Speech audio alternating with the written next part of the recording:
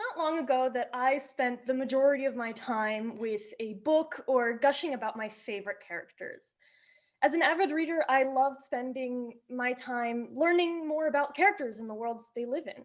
It was in high school, however, that I truly understood the power of characters and that the books portray. A friend of mine suffering from anxiety read the book Turtles All the Way Down by John Green, and she told me that she could finally describe how she felt because the characters had given her the words to. Books gave people I know the power to come out, to feel less alone, to understand themselves better. With more diversity in books, it's possible for more people to have that opportunity to discover things about their lives. This type of representation is especially important for teenagers who are becoming more and more aware of where they stand in the world.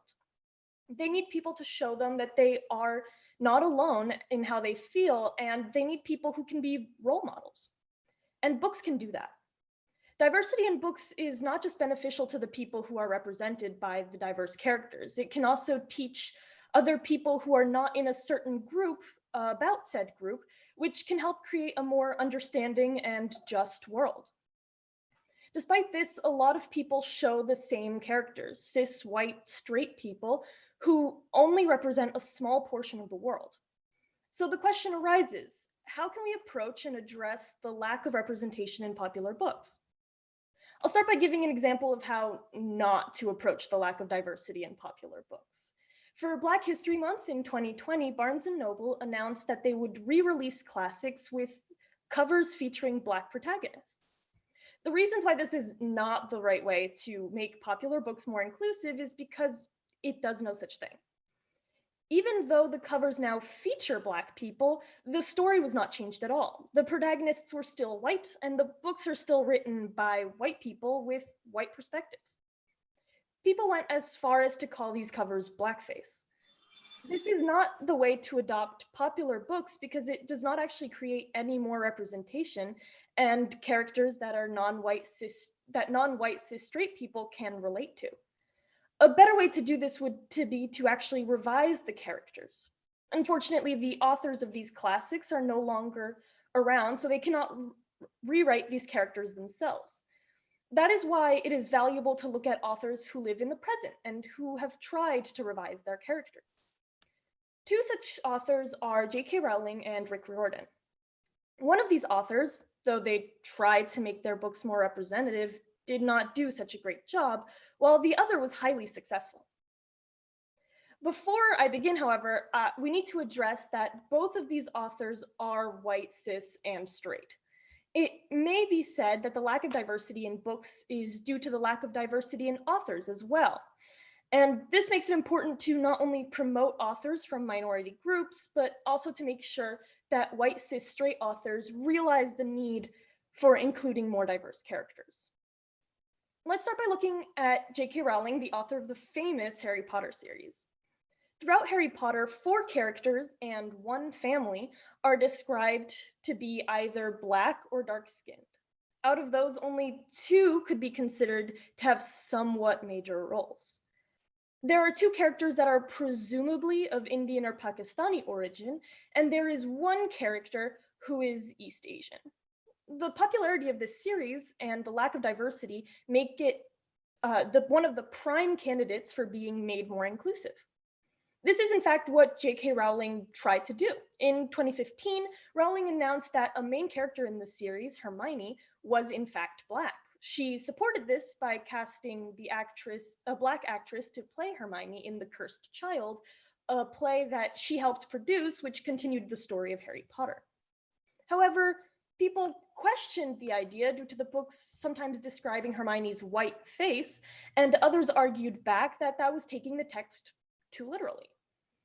I will not weigh in this debate. However, the fact that there is such a debate indicates that Rowling was not that successful in making her books more inclusive.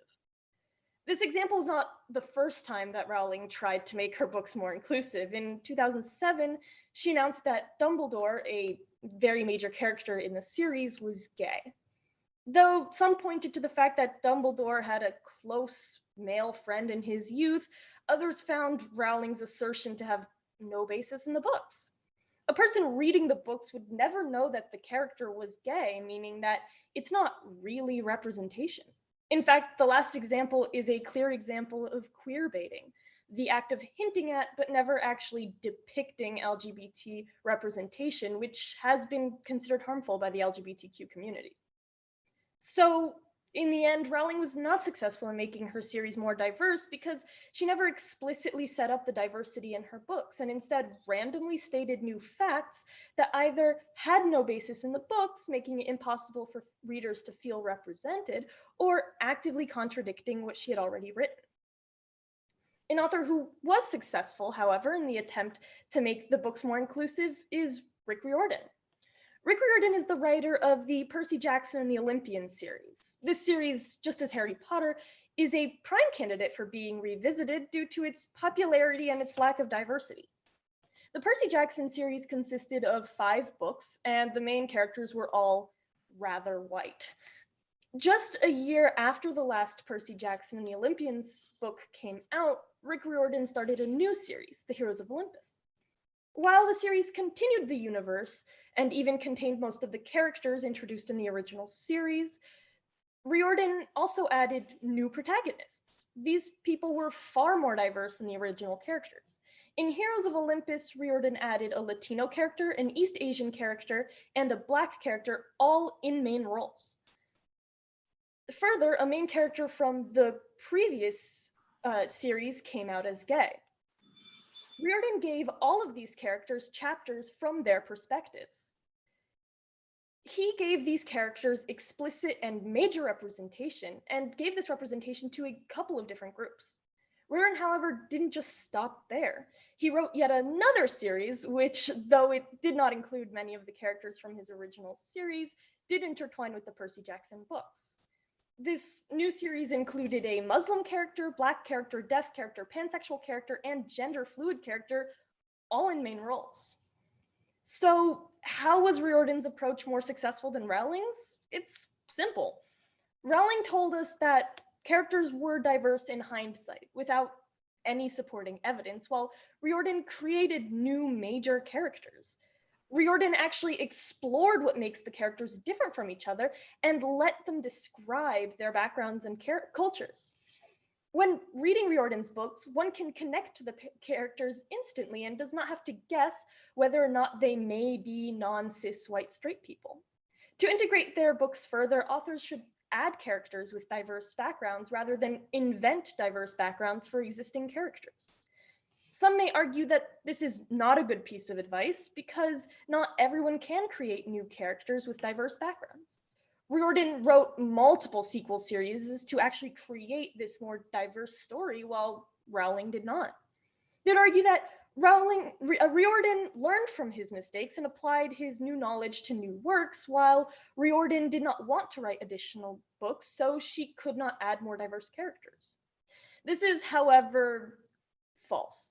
In fact, the Fantastic Beasts and Where to Find Them franchise, written along with Rowling, focuses partially on Grindelwald, the character in the books who is supposedly Dumbledore's love interest. In the franchise, though Dumbledore and Grindelwald are both in the movie, the romantic and sexual nature of their relationship that Rowling stated was canon is never addressed. This shows that Rowling may have had the opportunity to make her book more explicitly inclusive, but passed it up. Alas, we cannot spend all our time dwelling on the past and thinking about how authors have adapted their non-diverse books to be more inclusive. While authors with mostly white, cis, straight characters should take note of Rowling and Riordan's respective approaches to adding diversity, we must also acknowledge that more and more people are writing books that are inclusive off the bat. We hope that in the future, no books will have to be made more inclusive because they will already be that way. And by looking at shelves in bookstores across the country, we can already see that that future is not too far away. Thank you. Thank you, Lou.